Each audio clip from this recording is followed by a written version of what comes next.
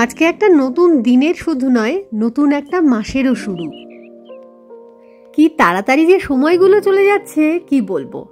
মানে একটা করে নতুন বছর আসছে, আর স্মৃতির খাতায় কয়েকটা পাতা যোগ করে দিয়ে সে হুশ করে চলেও যাচ্ছে। 2024 সালকেই ধরো না, এই তো সেদিনকে জন্মালো। তো আজকে সে 7 মাস বয়স অতিক্রম করে 8 মাসে পা দিল। এখন কিন্তু অনেক সকাল, ভোর 5টাও বাজেনি।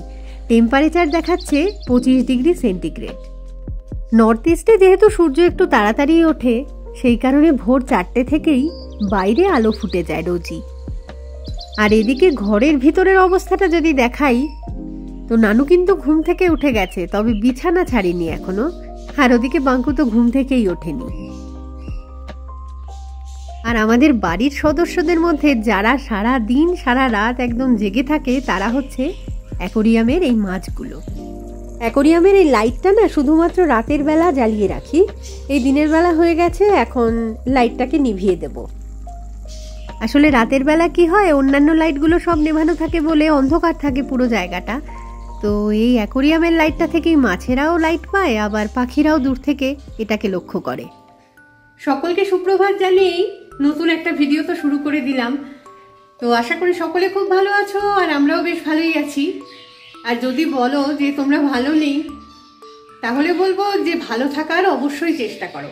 কারণ তুমি খারাপ থাকলে না কারুর কিচ্ছু যায় আসবে না পৃথিবীতে, বরং কিছু লোক এতে মজা পাবে। তো মজাটা কাউকে না পেতে দিও না।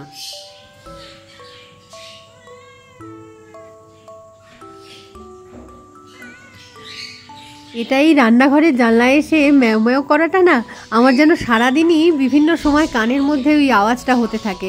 যেই মাথা ঘুরিয়ে তাকাই দেখি সে সময় হয়তো ও নেই, ও কিন্তু আমার কানে যেন ওটা বাজতে থাকে।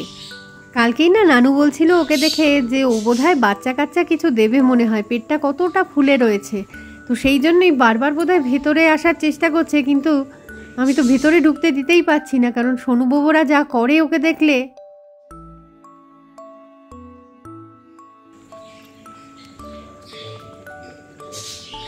প্রতিদিন নিয়ম করে খাবার দাবার দিই, তো সেই কারণে ওর এমন একটা অভ্যেস হয়ে গেছে, প্রতি বেলাতে একবার করে ও এসে দেখে যাবে যে খাওয়া দাওয়ার ব্যবস্থা কিছু আছে কিনা। দুপুরবেলায় ও এখান থেকে ঠিক খেয়াল করে যে সোনু বাবুরা যখন মাংস ভাত পাচ্ছে, মানে ও ঠিক পাবে আর কি।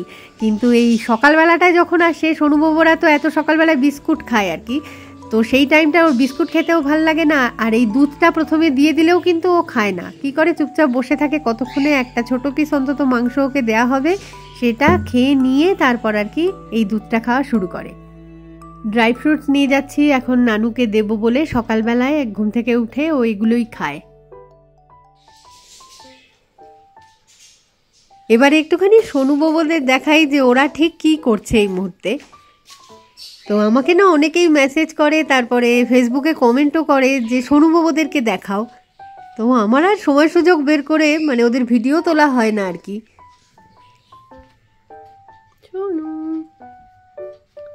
এই যে এখানে আমাদের সোনু বুড়ি বসে আছে, গা হাত পা চেটে চুটে পরিষ্কার করছে।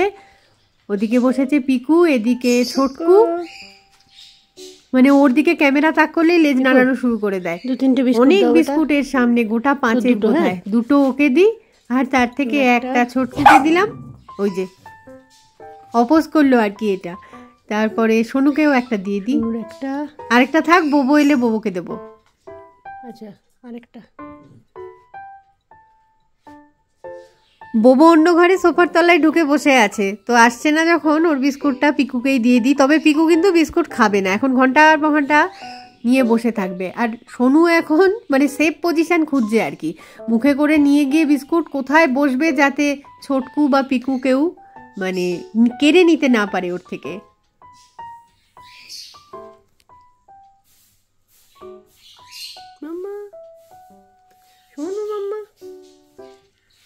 ঘরের বিভিন্ন জায়গাতেই জামা কাপড় হ্যাঙ্গারে করে ঝুলিয়ে দিয়েছি কালকে রাতের বেলায়।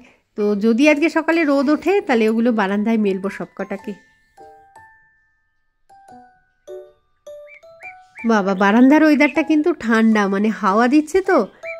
তো বৃষ্টি হবে বলে মনে হচ্ছে না। দেখি একটুখানি দূরের পাহাড়টা কিরকম দেখা যাচ্ছে। সামনের বাড়িটা আর উঠোনে না স্কোয়াশ গাছ লাগিয়েছিল, তো সেটার লতা পাতাগুলো এই বর্ষার জল পেয়ে এতটা মানে ছড়িয়ে পড়েছে, পুরো জায়গাটা ঢেকে ফেলেছে আর কি।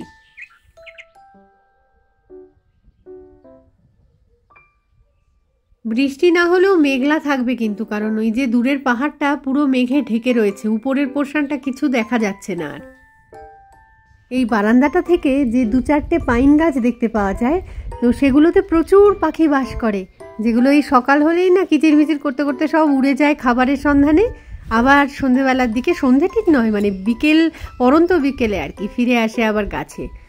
তো তার মধ্যে কয়েকজন আবার আমাদের বারান্দাতেও আসে, তো খুব ভালো লাগে। তো আমি কি করেছি, ওদের জন্য এরকম খাবার দেওয়ার আর কি একটা বন্দোবস্ত করে দিয়েছি। অনেক দিনই কিনেছিলাম এই জিনিসটা, তো আর কি রিসেন্টলি ঝুলিয়ে দিয়েছি বারান্দায়। এই ফান গাছটার পাতাগুলো কি লম্বা লম্বা হয়ে গেছে সব, আর তার সাথে পাল্লা দিচ্ছে কিন্তু এই স্পাইডার প্ল্যান্টটাও। এক গাদা রানার নেমেছে এটা থেকে, আর প্রত্যেক কটা রানারের ডগায় বোধহয় 4-5টা করে করে ছোট ছোট ওই যে বেবি প্ল্যান্টগুলো গ্রো করেছে।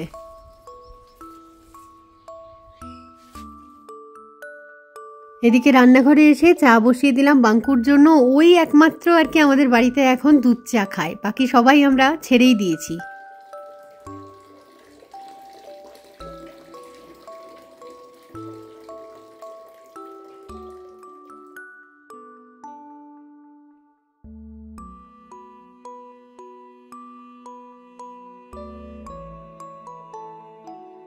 বাঙ্কু গিয়ে বসেছে সোফার উপর, আর সোনু পিকুও চলে এসেছে একটু আদর খাবে বলে।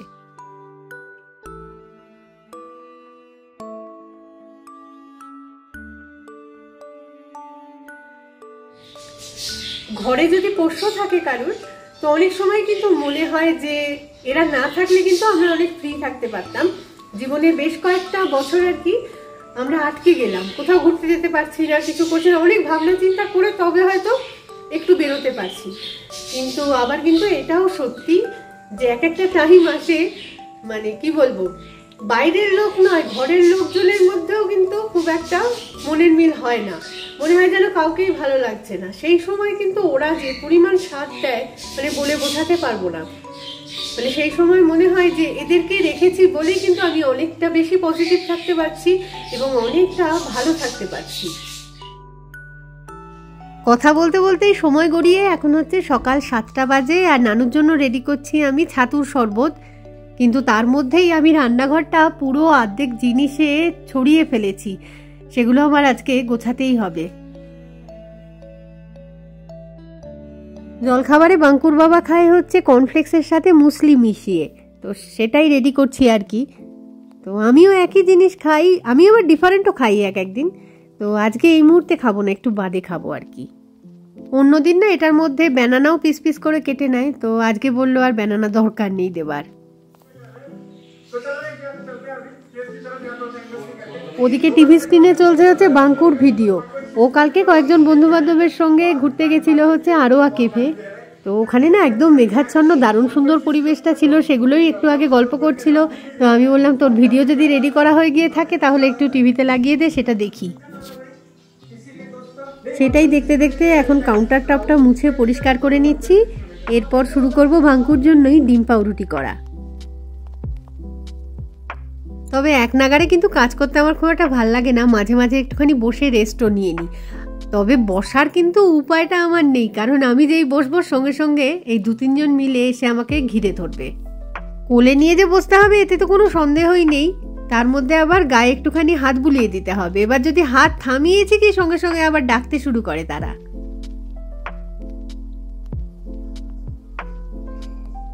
প্রতিটা বাড়িতেই বোধহয় এরকম হয় যে এক একজন সদস্য এক এক ধরনের খাবার খাচ্ছে, আর গৃহিণীদের কাজ হচ্ছে তাদেরকে ঠিক টাইম মতন আর কি খাওয়াটা মুখের সামনে পরিবেশন করা। হ্যাঁ, এখন যদি বলো যে কোয়ালিটির কথা, তো কোনোদিন সেটা বেটার হয়, কোনোদিন আবার খারাপও হতে পারে, কারণ মাথার উপর কতটা কাজের লোড অলরেডি চেপে আছে সেটার উপরে পারফরমেন্সটা কিছুটা তো ডিপেন্ডস করেই। এই যে আমি, বাঙ্কুর বাবা, তারপর নানু, এরা কিন্তু সবাই পাউরুটি মোটামুটি খাওয়া ছেড়েই দিয়েছি বলা যেতে পারে। বাঙ্কু একাই পাউরুটিটা খায়, আর নানু খায় হচ্ছে ধোসা। তো সেটা আবার ওই যে ধোসার প্যাকেটগুলো কিনতে পাওয়া যায়, ওগুলো নিয়ে এসে জল দিয়ে গুলে আর কি ব্যাটারটা রেডি করি, তারপর বানিয়ে দিই।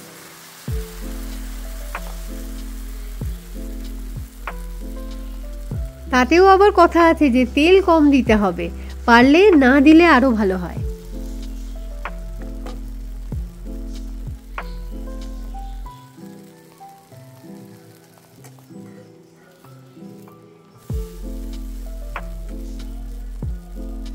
ঘরে বানানো এই ধোসাগুলো কিন্তু খেতে ভালোই লাগে, তবে দোকানের মতন সেই ফ্লেভারটা পাওয়া যায় না। দোকানে যে কি সুন্দর টেস্টি করে জিনিসগুলোকে। তো এটা তো তবু একটুখানি তেল দিয়েছিলাম, এবার বলে দিয়েছে সেকেন্ডটা যেটা হবে সেটা তুমি একেবারে তেল ছাড়া বানাবে। সারাদিন মোটামুটি রিল্যাক্সই থাকি, ওই সকালবেলাটুকুনি মানে জলখাবার দেওয়ার সময়টাই একটুখানি কাজের প্রেশারটা পড়ে, কারণ হচ্ছে প্রত্যেককে ওই যে টাইম বাঁধা ব্যাপারটা থাকে না, এই টাইম মেনে আর কি খাবার দাবার দিতে হবে তাদেরকে। শুধু তো আমাদের নিজেদের খাবারের ব্যবস্থা করা না, সোনুবাবুদেরও 4 জনকে খেতে দিতে হবে, এইসবই আর কি। সকালবেলাতে রান্নাঘরের এই কাজগুলোর বাইরেও কিন্তু আরেকটা কাজ থাকে, সেটা হচ্ছে বাঙ্কুর বাবা বেরোয় মোটামুটি ওই 8:30 9টা নাগাদ, তো তার জন্য স্নানের জল বসাতে হবে, মানে হচ্ছে গরম জলটা রেডি করে দিতে হবে তাকে।